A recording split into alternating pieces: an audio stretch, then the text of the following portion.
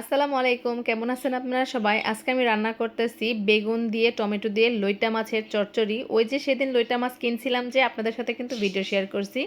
এই প্রথমবার লইটা মাছ কিনে আমি খুবই খুশি হয়েছি, খুবই আনন্দ পাইছি লইটা মাছ কিনে। আনন্দিত হওয়ার কারণ হচ্ছে আগে কখনোই কাঁচা লইটা মাছ কিনিনি, খাইনি। তো এবার কিনে লইটা মাছের ফ্রাই খাইছি, লইটা মাছের ভুনা খাইছি। আজকে আমি রান্না করতেছি লইটা মাছের চচ্চড়ি। আর এমনিতে যে কোনো মাছ দিয়ে চচ্চড়ি এটা আমার একটু বেশি ভালো লাগে। তো আজকে ভাবলাম যে বেগুন আছে বাসায়, তো একটু চচ্চড়িটা করে দেখি। আর বিশ্বাস করেন এতটা মজা হয়েছিল। আসলে কাঁচা লইট্টা মাছ তো আমি কখনো খাইনি, এইবার খেয়ে এইবার কেনার পর থেকে আমি একদম ফিদা হয়ে গেছি।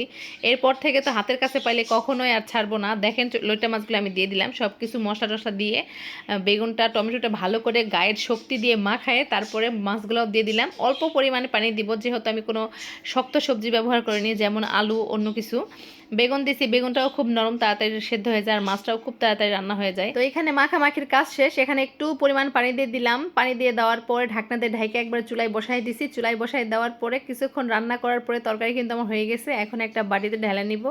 আর এই তরকারি দিয়ে আমি পেট ভরে ভাত খাইছি, এতটাই মজা হয়েছিল তরকারিটা। ঠিক আছে, এভাবে লইট্টা মাছ আপনারাও একদিন রান্না করে খেয়ে দেখবেন, ইনশাল্লাহ ভালো লাগবে। খুবই সুন্দর হয়েছে, আর রান্নাটা কিন্তু খুবই সিম্পল আর সহজ। আর দেখেন দেখতেই কিন্তু কতটা লোভনীয় লাগতেছে, খাইতে অসাধারণ হয়েছিল। আলহামদুলিল্লাহ।